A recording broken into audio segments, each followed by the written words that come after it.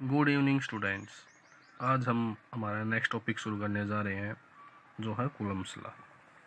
तो देखिए क्या होता है कूलम्ब्स लॉ। जैसे कि हमने ग्रेविटेशनल लॉ पढ़ा था। ग्रेविटेशनल लॉ किसके लिए होता था? हमारे पास दो मास बॉडी हैं, उनके बीच में अगर हमें क्या निकालना, फोर्स निकालना होता है तो उसके लिए हम किसका यूज करते थे? Gravitational law. उसी तरह से अगर हमारे पास में कोई दो चार्ज बॉडी दे रखी है, उनके बीच का अगर हमें फोर्स निकालना है या फोर्स ऑफ अट्रैक्शन है उनके बीच में, या फोर्स ऑफ क्या है, रिपल्सन है, उसको निकालना है तो उसके लिए हम यूज करते हैं कूलम्ब्स लॉ। तो देखिए क्या है इसकी definition. The force of interaction between any two point charge is directly proportional to the product of the charge and inversely proportional to the square of distance between them।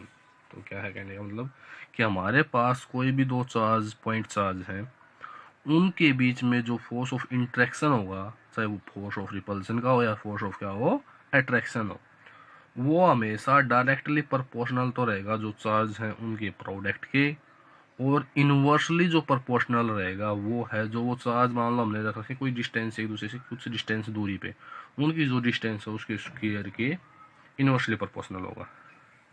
ठीक है, मान लेते हैं हमने ले लिए यहाँ पे दो चार्ज Q1 और Q2, इनके बीच की डिस्टेंस हमने क्या मान ली, R मान ली।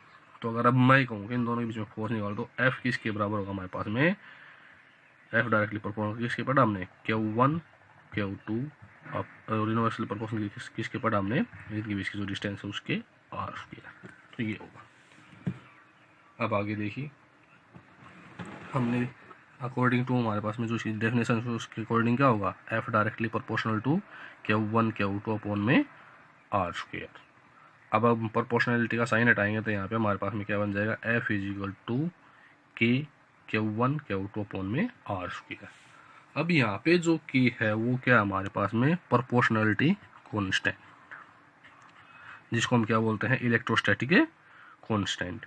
और ये जो है इसकी जो वैल्यू होती है वो हमारी डिपेंड करती है कि हमारे पास जो चार्ज हमने ले रखे हैं उनको हमने जो सेपरेट कर रखा है वो जो मीडियम है उसका नेचर कैसा है इसके ऊपर, और एक जो हमारे पास में जो सिस्टम ऑफ यूनिट्स है उसके ऊपर। आइए अब जान लेते हैं हमारे पास में जो के है उसकी वैल्यू सीजीएस में क्या होगी और एसआई में क्या होगी। जो सीजीएस सिस्टम है उसमें हमारे पास में के की जो वैल्यू होती है वो होती है 1, और जो एसआई सिस्टम है उसमें हमारे पास में के की जो वैल्यू होती है वो होती है 9 into 10⁻⁹ newton metre square coulomb inverse square. यहाँ से हमारे पास में जो ये है इसकी यूनिट भी निकाल सकते हैं। यूनिट क्या आ जाएगी, newton metre square coulomb square inverse. हम देखो इसमें हमारे पास एक टर्म आई हुई है एप्सिलॉन नॉट। ये क्या होती है, इसकी जो डायमेंशन फॉर्मूला क्या होगा, इसकी जो वैल्यू है वो क्या होगी। जो एप्सिलॉन नॉट है उसका जो डायमेंशन फॉर्मूला होता है वो होता है हमारे पास में, ये बहुत बार एग्जाम में भी आता है, एक नंबर क्वेश्चन में ऑप्शन टाइप में, कि जो एप्सिलॉन नॉट है उसका डायमेंशन फॉर्मूला क्या है, उसकी वैल्यू क्या है। तो एप्सिलॉन नॉट जो है उसका जो डायमेंशन फॉर्मूला होता है वो तो हमारे पास में m-1 l-3 T4a स्क्वायर। यहाँ पे m किसके लिए है, मास के लिए, l लेंथ, t टाइम, और a किसके लिए हमारे पास में यहाँ पे एम्पियर करंट के लिए। अब इसकी जो वैल्यू होती है वो क्या होती है, इसकी जो वैल्यू होती है वो होती है 8.85 into 10⁻⁻12 coulomb square newton inverse metre inverse square. ये भी बहुत बार पूछी जाती है एग्जाम में, इम्पोर्टेंट है ये, इसको याद कर लेना। एक नंबर जो क्वेश्चन उसमें ये इसको बहुत बार पूछा जाता है। हमारा नेक्स्ट टॉपिक है कूलम्स लाइन वेक्टर फॉर्म। हमने अभी कूलम्स लॉ में पढ़ा है फोर्स क्या होता है दो चार्जेज के बीच में, एफ इज इक्वल टू के Q1 Q2 upon are square. तो हम जैसा ही जानते हैं ये जो फोर्स हो एक कैसी क्वांटिटी है, वेक्टर क्वांटिटी है, इसीलिए हमारे पास में जो कूलम्स लॉ है उसको भी हम एक वेक्टर फॉर्म में लिखते हैं। इसके लिए हम क्या मान लेते हैं कि हमारे पास यहाँ पे Q1 और Q2 हमने क्या मान लिए, दो चार्ज मान लिए, जो Q1 है वो हमारे पास किस पॉइंट पे है, ए पॉइंट पे मान लिया, और जो Q2 हमने किस पॉइंट मान लिया, बी पॉइंट पे मान लिया। और जो Q1 है उसका जो पोजीशन वेक्टर है उसको हमने किससे डिनोट कर दिया, R1 से, और जो Q2 है उसका जो पोजीशन वेक्टर उसको हमने किससे, R2 मान लेते हैं, जिनको डिनोट कर रखा हमने OA और OB से। अब मैं मान लेता हूँ कि जैसे ही हम कहाँ से जो वेक्टर है हमारे पास में कहाँ से लीडिंग है Q1 से Q2 की तरफ, तो हमारे पास में क्या बनेगा, पोजीशन वेक्टर R12, जिसको हम कैसे R2 माइनस R1 रख दिया। इसी तरह से अगर मैं मान लूँ कि हम कहाँ से B से किसकी तरफ जा रहे हैं, A की तरफ जा रहे हैं, तो हमारे पास में जो पोजीशन वेक्टर क्या होगा वो होगा BA, जिसको हमने क्या मान रखा है R21, और कैसे लिख दिया हमने उसको R1 माइनस R2, ये हमने +1 में किया ही था, उम्मीद आप लोगों को ध्यान होगा। इसी तरह से अब हम मान लेते हैं मैग्नीट्यूड निकालते हैं। मैग्नीट्यूड क्या है, R12 जो वेक्टर है उसका जो मैग्नीट्यूड क्या है R12, और जो हमारे पास में R21 वेक्टर उसका मैग्नीट्यूड क्या हो गया R2।